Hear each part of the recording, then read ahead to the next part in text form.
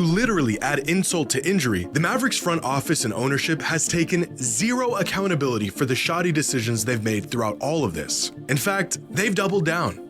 Man, LUKA must have told them niggas to eat ass. Wait, did you just click on my video? Ah, that's dope, God bless, I hope you're having a good day. Let's get to the video. Roll it!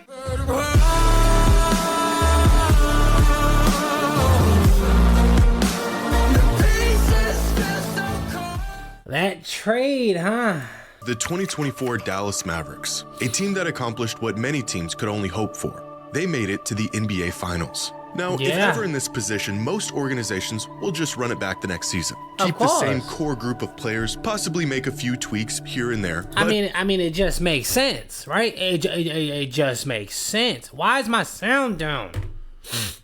When it's proven to work, the last thing you want is big, drastic changes. Yeah. But not the Dallas Mavericks. Because out of every big, drastic change you could possibly conjure up, they've gone through every single one of them. Out of the 14 players on this championship caliber team you see here, only 2 of them are currently active on their roster as we speak. The Mavericks had a winning formula, but decided it wasn't enough. It is a mess around and find out of biblical proportions, and a trade that initially felt like the most shocking and inexcusable transaction in NBA history has somehow turned out to be a whole lot worse. And LUKA and Bron are dead hooping. Like, they are hooping. No. Oh, I don't feel good about that. Nope. Now niggas, AD getting injured. Nigga, was AD carrying him? Nope. Oh, get the hell out of here. Today's video is sponsored by SeatGeek. Have been air tickets by download. Give me 10. 25 minutes. 25 measly little minutes. This is the total amount of time Anthony Davis and Kyrie Irving played on the floor together this season. It was a marvelous 25 minutes and a glimpse at just how good Dallas could be in the post-LUKA era. What would ensue over the next month is a series of events that would make even the most rational, level-headed sports fans believe in curses. 5 weeks ago, when the Mavericks traded away Luka Doncic, the general consensus was that Dallas was trading away their future to win now. How in a matter of 5 weeks they've sacrificed both is a tale that will be told for generations. Since trading away their golden ticket, Dallas has lost Anthony Davis for the rest of the season to a thigh injury. They lost Daniel Gafford to an MCL sprain. In a 3-day span, they lost PJ Washington and Jaden Hardy to ankle injuries, Dante Exum to a foot injury, and Kyrie Irving out for the rest of the season after tearing an ACL. 70% of their rotation gone.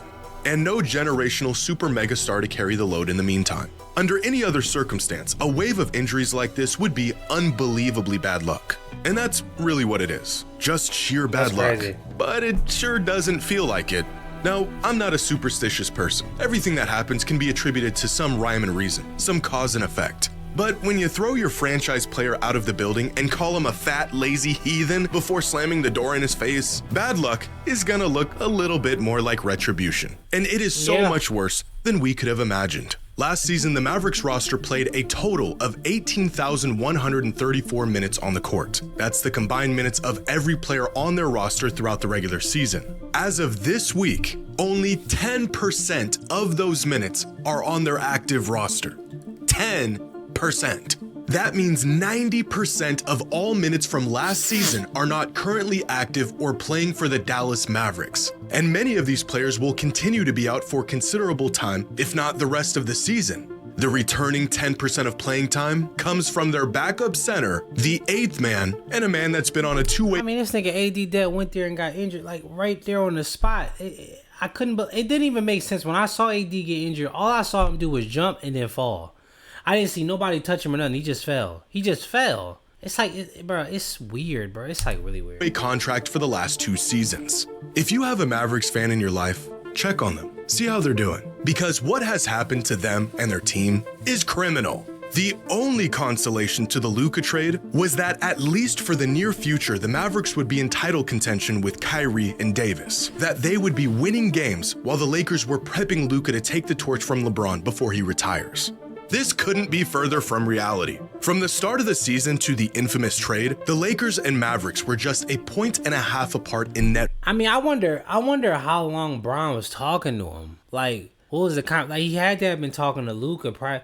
LeBron knew this shit was gonna happen. That's Even without LUKA in their lineup for over a month, Dallas was playing better than LA. But since LUKA's first game with the Lakers, LA has the 7th best net rating in the NBA of plus 6.4, and the Mavericks have a net rating of negative 8.2. The 3rd worst in the entire league. The Lakers look like legitimate contenders right now, winning 12 of their last 15 games. The Mavericks can hardly field a full roster at the moment. Since LUKA's debut in LA, the Lakers are a plus 117 in point differential. In that same time, the Mavericks are a negative 125. Not only did Dallas mortgage their future, they inadvertently sacrificed the present. And to literally add insult to injury, the Mavericks front office and ownership has taken zero accountability for the shoddy decisions they've made throughout all of this. In fact, they've doubled down, insisting LUKA was not fit to be the future of their franchise. Man, LUKA but the real kicker to all— LUKA must have told them niggas to eat ass. Oh my goodness, bro. Is that in the one game that we saw— God bless, are we having a good day? —how this team was intended to look, they played great. Even after Anthony Davis went down, Kyrie Irving stepped up and played some of the best basketball of his entire career, averaging 31 and 6 a game and carrying the offensive load for Dallas. But to pull this off, the Mavs had to play Kyrie far more than he ever has. Over the last month and a half, Kyrie played the most minutes per game of any player in the entire league, not out of desire, but out of necessity. The Mavs needed him to play as much as possible in the absence of LUKA and then AD. Over that same time span, in the 5 games Kyrie didn't play and in the one he left early due to injury, the Mavericks went 1-5 and lost by an average margin of more than 20 points. It's impossible to know if Kyrie's injury was exacerbated by the excess minutes he was spending on the court. But playing an aging 33-year-old injury-prone point guard more minutes than he's ever played before feels like a catalyst. Losing AD in his first game with the team felt like the worst case scenario. And then Dallas losing AD in his first game with the team felt like the worst case scenario. And then Dallas lost. Bro, I'm telling you, bro, these NBA players don't be eating healthy. Like, LUKA probably eat healthy more than these niggas, but he just eat more. Bro, I'm telling you, that attributes to your body. I don't understand. Like, no, fuck, the nigga just fell. Half of their roster. And then they lost the player who was single-handedly keeping them afloat. Which brings us here. And with the Dallas Mavericks team that doesn't share an ounce of DNA with the team that made it to the finals just last season. Now, you hate to see any player get injured, regardless of the circumstance. The health of the players takes precedence over everything else that's going on. But the Mavericks specifically cited LUKA's health as a major concern and one of the main reasons why they didn't see a future with him. The fact that directly following these statements, the Mavericks have been hit with one of the worst injury plagues we've seen in recent history, while LUKA is absolutely obliterating every team he faces on 2 healthy legs, is a level of irony that is almost too strange to even believe. As if the basketball gods are punishing them for the rash and brazen treatment of their former star.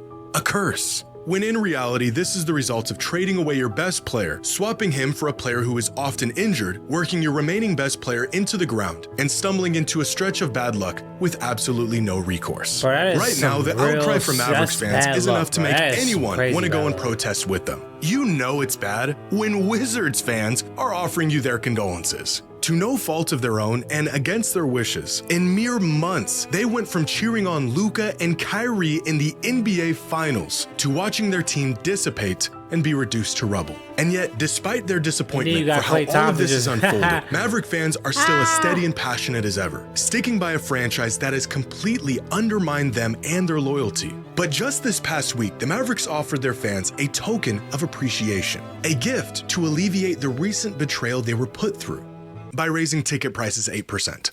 Truly a masterclass of basketball mismanagement spearheaded by the worst trade in modern sports history. Yeah, man.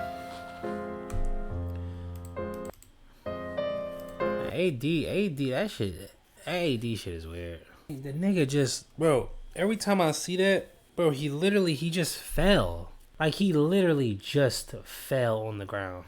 And then it didn't even look like LUKA and Bron would have been a good fit because they got the same playing style, but like they hooping.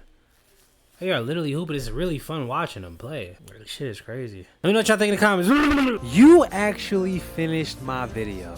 I don't know if you watched a lot or a little, but I appreciate you. I'm gonna see you on the next video. I'm out.